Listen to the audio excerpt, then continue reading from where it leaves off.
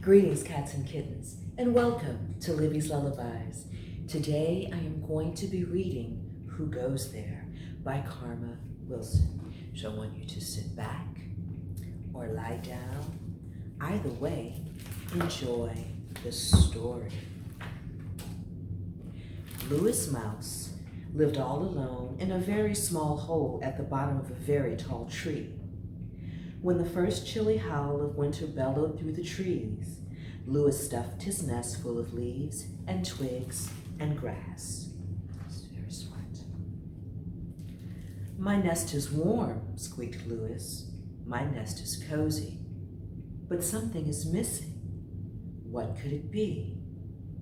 Of one thing Louis was sure: a long, long winter was coming, and coming soon.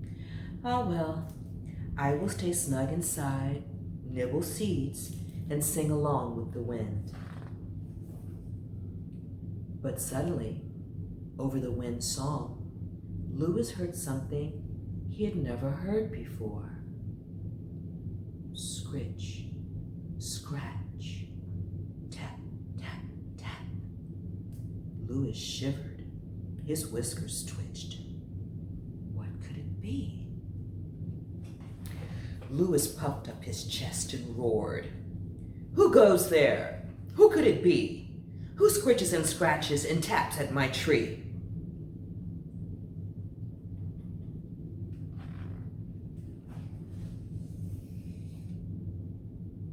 Is it an owl?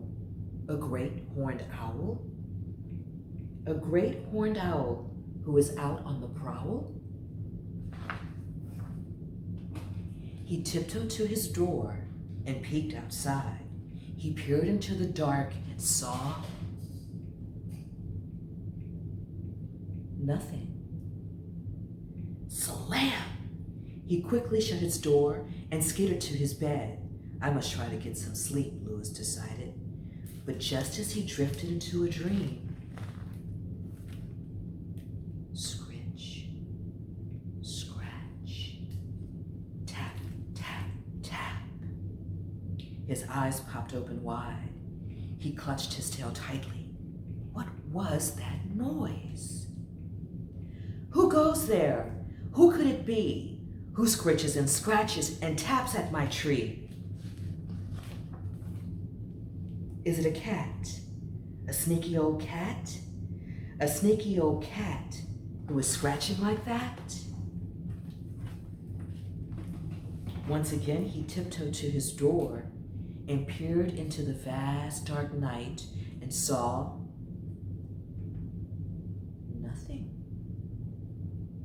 All he heard was the wind. Since he knew he couldn't possibly sleep, Louis made a cup of raspberry tea with honey. He tried not to think about the strange noises. "My nest is warm," said Louis, "and my nest is cozy. But something is missing. What could it be?" His thought was rudely interrupted. Scritch, scratch, tap, tap, tap. "Oh no," moaned Louis.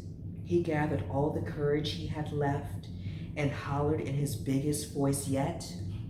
"Who goes there? Who could it be? Who scritches and scratches and taps at my tree?" Then he whispered, "Is it a bear? A big hairy bear? A big hairy bear who is tapping out there?" Louis lit a lantern and tiptoed to his door. Slowly, slowly, slowly, step by step, he crept into the cold, windy night until around the tree he went, slowly, slowly, slowly. "Who is it?" cried Louis. "Who goes there?" He saw two shining eyes peering out of a hole. Another hole in his tree. It's just me." And out peeked a mouse, a small gray mouse. I My name is Joy. Louis blinked. He rubbed his eyes. Oh. What are you doing in my tree? Your tree? Don't be silly, Joy said. It's my tree, and I'm building a nest for winter. But I keep hearing this creature bellowing in the night. Oh, it's so very enormous and frightful. Have you heard it?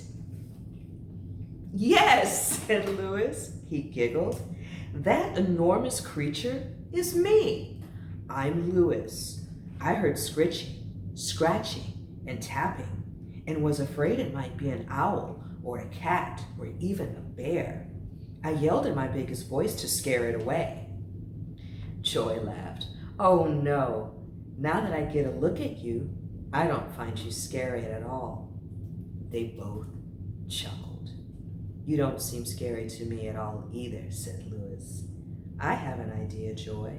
If you'd like, you could take a break and come to my house for a visit. I have raspberry tea with honey. Joy said, that sounds lovely. I can bring some cross-top buns. So Louis led the way to his house. As they sat sipping tea and nibbling buns, Joy looked around at her new friend's nest. This home is warm, she said. This home is cozy. Louis smiled. Yes, something was missing, but now the home is perfect. I enjoy having company on winter nights. It's so great sitting around having tea. I've never had hot cross buns though. Friends make everything better.